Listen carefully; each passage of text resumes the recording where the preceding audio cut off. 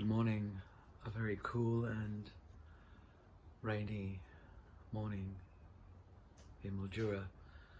Welcome to Walking Slowly Downhill, an account of a long walk I undertook in 2015 along the banks of the Murray from source to mouth. The walk was undertaken with permission from the elders of the many nations that have lived since time immemorial along the river banks. This is an account of the 41st day, renmark to Berry.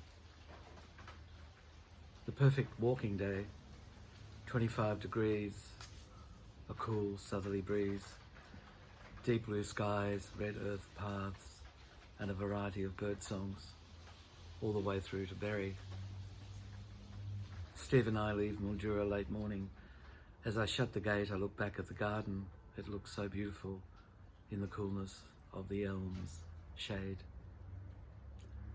Speaking of shade, I happily leave the Toyota van parked right under the Banksia. Steve drops me off at Renmark, and while he drives on to Loxton to set up camp at the Loxton Caravan Park, I walk the 15 kilometres or so to Berry, most of it along a busy regional road. But the walk is so simple today.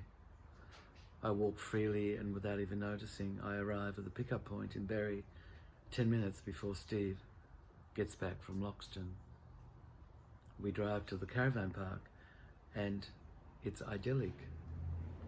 Green sweeping lawns whose spaciousness is interrupted only by a handful of caravans and trailers. The river flows just below us. 20 metres away from our van, there's a small, simple encampment. 2 caravans with an annex forming an intimate space between them, a car and a television antenna. Slow, soft guitar sounds seep from somewhere inside it. I consider how simple it might be to live in such circumstances, facing the river, listening to the birds, playing the music, being present at sunsets and sunrises, walking slowly anywhere you might want to go. And the shower in the amenities block is the best I've had for a long time, hot, strong, and falling over an ample width. Later, as I sit in the caravan and sip a beer, I glimpse the glowing sunset through the open door.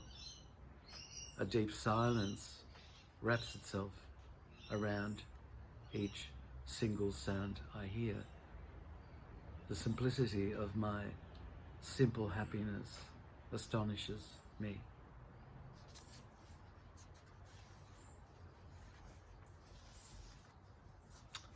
"42nd day, Berry to Anderson Road, Loxton North. Today I walk along the service roads that line the edges of orange groves, almond plantations and vineyards, on soft red earth and at times on yellow sand. Perfect looking fruit lies in mounds in the shade of endless orange groves. Yesterday I was describing to Emma on the phone how the swarms of flies that accompany me on my walk never seem to leave. She said, "Well, what about a switch, Dad?" I said, "What's a switch?" "You know, Dad, those leafy little branches that people sweep around their shoulders to keep flies away." So today things have been better. It means constant motion of the switch, but that's manageable and preferable to spraying myself with fly repellent or even wearing a hat and fly net, especially on a stifling hot day. I can breathe and I can feel each tiny breeze cooling my face. All in all, it's simple and effective. Along a kilometre of green leafy trees overflowing with shiny oranges, I managed to peel and eat 3 of the golden fruit, juice running down my elbows and chin.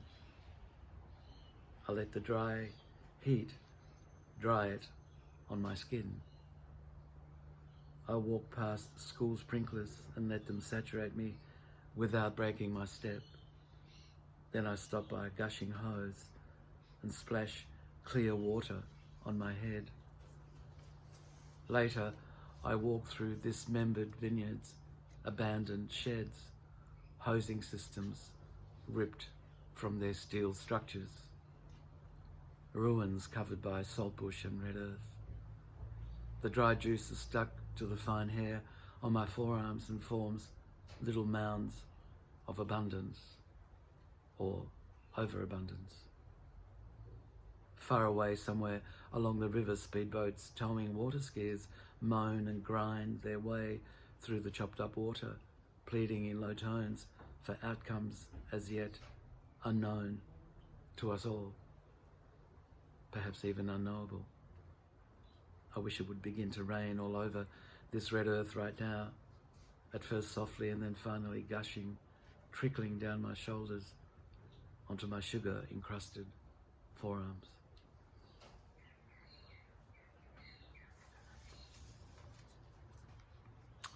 43rd day, Loxton North to Millich Road, Pyap. Today I will walk in the late afternoon. The morning sun that beats down on Loxton and the riverfront caravan park is too intense to allow walking, so I wander early along the sandy beaches that line the southern banks of the river. I see two great river gums entwined, growing inexplicably together yet apart, their crowns luxuriantly sharing sun, sky, rain and wind. I spend the rest of the morning in silence. Later I accidentally stumble across my iTunes store on my laptop and find a Ricky Lee Jones album I'd bought years ago but never managed to listen to. To think that all these years it's been asleep in my laptop, a jewel waiting to be discovered and awakened. Silence suddenly fills. Then it's time to begin my walk some kilometres north of Loxton's town centre, just as the sun begins to descend.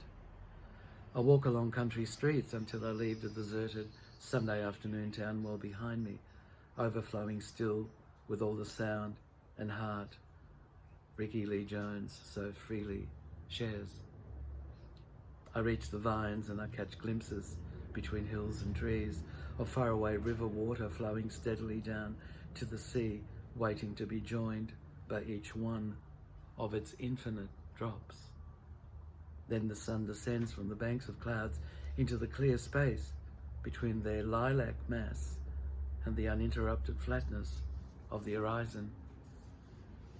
It suddenly gets cold as the earth edges its way into clear golden light, falling its vast spherical mass upwards into the sun, falling its vast spherical mass upwards into the sun, falling its vast spherical mass upwards into the sun.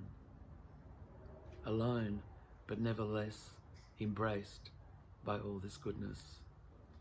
No one can know how or when this might happen, or even if it matters.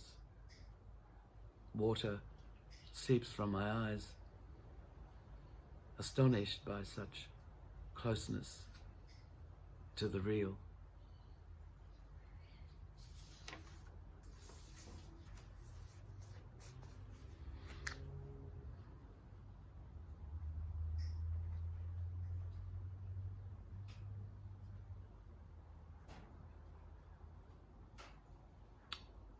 Astonished by such closeness to the real.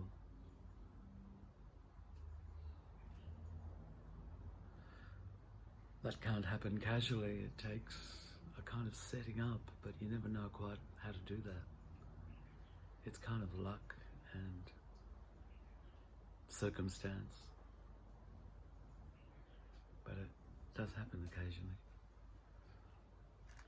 Then the question arises, whatever the real may be.